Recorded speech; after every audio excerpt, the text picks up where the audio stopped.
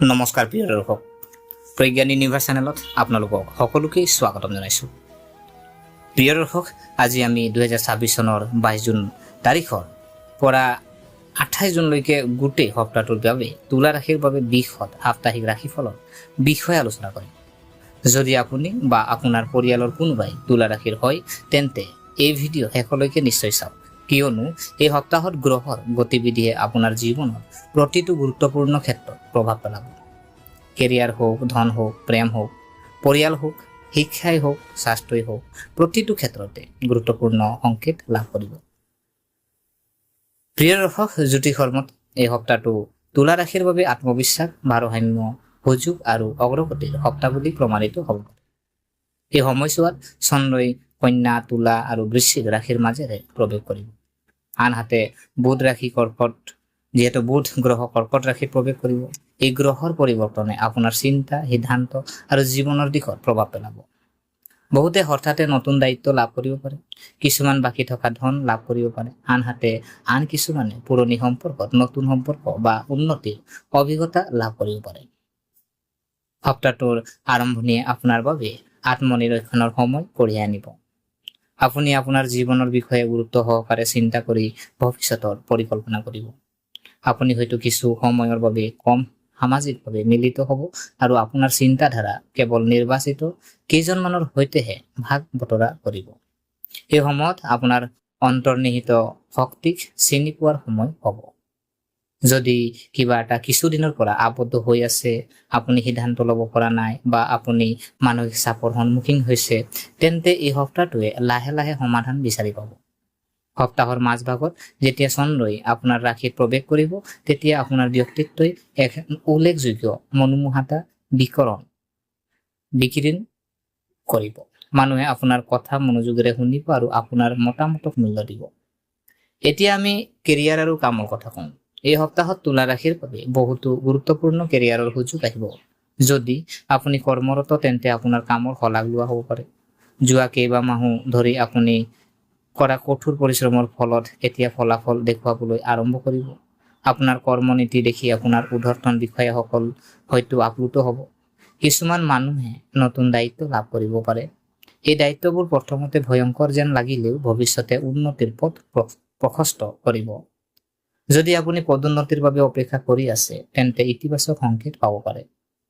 নতুন চাকৰি বিচৰাসকলৰ বাবেও সপ্তাহৰ মাজভাগ অতি শুভ হ'ব। সাক্ষাৎকাৰ, আবেদন, চৰকাৰী পৰীক্ষা বা প্ৰতিযোগিতাত সফলতা লাভ কৰাৰ সম্ভাৱনা আছে। যদি আপুনি আগতে আবেদন কৰিছে তেন্তে তাৰ পৰাই ভাল খবৰ পাব পাৰে। এই সপ্তাহটো ব্যৱসায়ীসকলৰ বাবেও উপকাৰী হ'ব। নতুন ব্যৱসায়িক পৰিকল্পনা হ'ব পাৰে। পুৰণি ক্লায়েণ্টসকলে লাভৱান হ'ব। কিছুমান হয়তো নতুন ব্যৱসায়িক অংশীদাৰ বিচাৰি পাব। অনলাইন ব্যৱসায়, বিপণন, সংবাদ মাধ্যম, শিক্ষা, শিল্প আৰু ডিজাইনৰ সৈতে জড়িতসকলৰ বাবে এই সময় বিশেষভাৱে অনুকূল হ'ব। অৱশ্যে সপ্তাহৰ অন্তিম দিনকেইটাত কোনো ডাঙৰ সিদ্ধান্ত লোৱাৰ আগতে ভালদৰে চিন্তা কৰক। যথাযথ পৰিশ্ৰম অবিহনে বিনিয়োগ বা চুক্তি কৰাৰ পৰা বিৰত থাকক। এতিয়া আপুনি আৰ্থিক অৱস্থাৰ কথা কওঁ। আপোনাৰ যি আৰ্থিক অৱস্থা যদি চাওঁ, এই সপ্তাহত বিত্তীয় বিষয়ত ক্ৰমান্বয়ে উন্নতি ঘটিব। সপ্তাহৰ আৰম্ভণিতে আপুনি আপোনাৰ খৰচ নিয়ন্ত্ৰণ কৰিবলৈ চেষ্টা কৰিব। কিছুমান খৰচৰ সৃষ্টি হ'ব পাৰে যিবোৰৰ বাবে আপুনি পৰিকল্পনা কৰা নাছিল, গতিকে বাজেট বজাই ৰখাটো লাভজনক হ'ব। যদি কোনোবাই বেতন নিদিয়া হৈছে তেন্তে এই সপ্তাহত তেওঁলোকক ঘূৰাই পোৱাৰ সম্ভাৱনা আছে। আনকি কিছুমান অতিৰিক্ত উপাৰ্জন লাভ কৰিব পাৰে। ফ্ৰিলান্সিং, কমিছন, অংশকালীন কাম, পুৰণি বিনিয়োগৰ পৰা লাভজনক হোৱাৰ লক্ষণ দেখা যায়। সপ্তাহৰ মাজভাগত আপোনাৰ আৰ্থিক চিন্তাধাৰা অধিক পৰিপক্ক হৈ উঠিব। আপুনি সঞ্চয় আৰু ভৱিষ্যতৰ সুৰক্ষাৰ ওপৰত গুৰুত্ব দিব। বহুতে হয়তো নতুন বিনিয়োগৰ পৰিকল্পনাৰ কথা চিন্তা কৰিব পাৰে। কিন্তু সপ্তাহৰ শেষ দিনবোৰত পৰিয়ালৰ প্ৰয়োজন, ঘৰ সজোৱা, শিশুৰ শিক্ষা বা ধৰ্মীয় কাম-কাজৰ বাবে খৰচ হ'ব পাৰে। এই খৰচে আপোনাৰ মানসিক সন্তুষ্টি কঢ়িয়াই আনিব, কিন্তু তথাপিও অপ্ৰয়োজনীয় খৰচৰ পৰা আঁতৰি থকাটোৱেই উত্তম হ'ব। এতিয়া প্ৰেম আৰু বিবাহিত জীৱনৰ কথা কওঁ। এই সপ্তাহত ৰোমান্টিক সম্পৰ্কৰ বাবে অতি ইতিবাচক লক্ষণ। যদি আপুনি কাৰোবাক ভাল পায় তেন্তে আপুনি হয়তো নিজৰ অনুভৱ প্ৰকাশ কৰিবলৈ সাহস পাব। ইতিমধ্যে সম্পৰ্কত থকাসকলে তেওঁলোকৰ সম্পৰ্ক মজবুত কৰিব। সপ্তাহৰ মাজভাগত ৰোমাঞ্চ বৃদ্ধি পাব পাৰে। প্ৰেমিক প্ৰেমিকাৰ মাজত আৱেগিক বান্ধোন মজবুত হ'ব, যিকোনো পুৰণি বিবাদৰ সমাধান হ'ব পাৰে। সম্পৰ্কটো যদি কিবা দূৰত্ব আছিল তেন্তে সেয়াও কমি যাব পাৰে। বিবাহিত জাতক জাতিকাৰ ভাল সময় পাৰ কৰিব। আপুনি আপোনাৰ পত্নীৰ পৰা সমৰ্থন লাভ কৰিব। আপুনি একেলগে ভৱিষ্যতৰ পৰিকল্পনা কৰিব পাৰে। পৰিয়ালটোক এক সুখৰ পৰিৱেশ বিৰাজ কৰিব। কিন্তু সপ্তাহৰ শেষৰ দিনবোৰত সৰু সৰু কথাবোৰক লৈ জেদী বা অহংকাৰ পৰিহাৰ কৰক। মনত ৰাখিব যে যিকোনো সম্পৰ্কৰ শক্তি প্ৰেম আৰু বিশ্বাসৰ পৰাই আহে, তৰ্ক আৰু খঙৰ পৰা নহয়। এতিয়া পাৰিবাৰিক জীৱনৰ কথা কওঁ। এই সপ্তাহে আপোনাৰ পৰিয়ালৰ ক্ষেত্ৰত সুখ আৰু সন্তুষ্টি কঢ়িয়াই আনিব পাৰে। আপুনি পৰিয়ালৰ বয়োজ্যেষ্ঠসকলৰ আশীৰ্বাদ লাভ কৰিব। পৰিয়ালৰ সদস্যৰ সৈতে সময় কটোৱাৰ সুযোগ পাব। কিছুমান ঘৰত ভাল খবৰ পোৱাৰ সম্ভাৱনা আছে। পৰিয়ালৰ এজন সদস্যৰ সফলতাই হয়তো সমগ্ৰ পৰিয়াললৈ আনন্দ কঢ়িয়াই আনিব পাৰে। ধৰ্মীয় অনুষ্ঠান, প্ৰাৰ্থনা বা শুভ অনুষ্ঠানৰ বিষয়ে ঘৰতে আলোচনা কৰিব পাৰি। যদি পৰিয়ালৰ ভিতৰত উত্তেজনা হৈছে তেন্তে এই সপ্তাহত আলোচনাৰ জৰিয়তে এটা সংকল্প পোৱা যাব পাৰে। আপোনাৰ বুজাবুজি আৰু সুষম আচৰণে পৰিয়ালটোক একত্ৰিত কৰি ৰখাত গুৰুত্বপূৰ্ণ ভূমিকা পালন কৰিব। এতিয়া ছাত্ৰ ছাত্ৰীৰ কথা কওঁ। এই সপ্তাহটো শিক্ষাৰ ক্ষেত্ৰত ছাত্ৰ ছাত্ৰীৰ বাবে যথেষ্ট অনুকূল যেন লাগে। অধ্যয়নত একাগ্ৰতা বৃদ্ধি পাব। প্ৰতিযোগিতামূলক পৰীক্ষাৰ বাবে প্ৰস্তুতি চলোৱা ছাত্ৰ ছাত্ৰীসকলে যথেষ্ট লাভৱান হ'ব পাৰে। সপ্তাহৰ মাজভাগলৈকে আপোনাৰ স্মৃতি শক্তি আৰু শিক্ষণ ক্ষমতা উন্নত হ'ব। কঠিন বিষয়বোৰো লাহে লাহে বুজিবলৈ সহজ হৈ পৰিব। শিক্ষক আৰু গুৰুৰ পৰা আপুনি সহায় লাভ কৰিব। যদি আপুনি কোনো প্ৰজেক্ট বা প্ৰেজেন্টেশ্যন বা সাক্ষাৎকাৰৰ বাবে প্ৰস্তুতি চলাইছে তেন্তে সফলতাৰ সম্ভাৱনা আছে। মাত্ৰ সময়খিনি বুদ্ধিমানৰূপে ব্যৱহাৰ কৰিব লাগিব। প্ৰিয় দৰ্শক, এতিয়া স্বাস্থ্যৰ কথা কওঁ। স্বাস্থ্যৰ দৃষ্টিকোণৰ পৰা সপ্তাহৰ আৰম্ভণিতে কিছু সাৱধানতাৰ প্ৰয়োজন। মানসিক চাপ, অতিমাত্ৰা চিন্তা আৰু দায়িত্বৰ হেঁচাই আপোনাক ভাগৰুৱা কৰিব পাৰে। গতিকে পৰ্যাপ্ত জিৰণি লোৱা আৰু ভাল টোপনি অহাটো অতি প্ৰয়োজনীয়। যোগ, ধ্যান, প্ৰণায়াম আপোনাৰ বাবে অত্যন্ত উপকাৰী হ'ব। ৰাতিপুৱা সোনকালে উঠি খোজ কাঢ়িলে আৰু ইতিবাচক চিন্তাৰে দিনটো আৰম্ভ কৰিলে আপোনাৰ আত্মবিশ্বাস বৃদ্ধি পাব। আপোনাৰ খাদ্য অভ্যাসৰ প্ৰতি বিশেষ গুৰুত্ব দিয়ক। ভজা খাদ্য পৰিহাৰ কৰক। প্ৰচুৰ পৰিমাণে পানী খাব লাগে। বতৰৰ ফল-মূল আৰু সেউজীয়া শাক-পাচলি খোৱাৰ পৰিমাণ বৃদ্ধি কৰক। কিছুমান মানুহৰ পেট, গেছ, এচিডিটি বা সৰু সৰু পাচনতন্ত্ৰৰ সমস্যাৰ সন্মুখীন হ'ব পাৰে।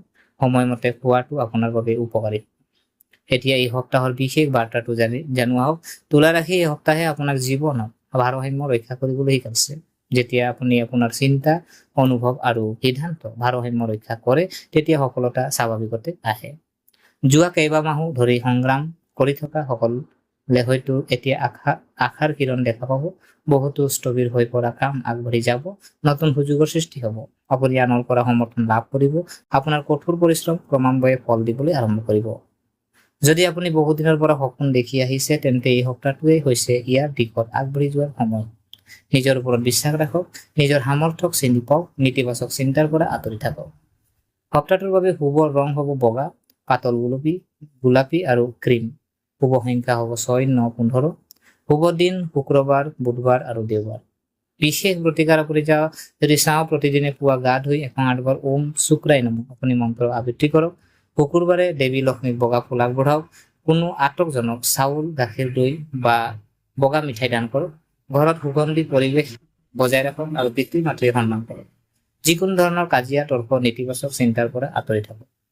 বন্ধুসকল, যদি আপুনি বিশ্বাস, ধৈৰ্য আৰু ইতিবাচক মনোভাৱেৰে আগবাঢ়ি যায় তেন্তে এই সপ্তাহে আপোনালোকৰ বাবে বহুতো শুভ সুযোগ কঢ়িয়াই আনিব পাৰে।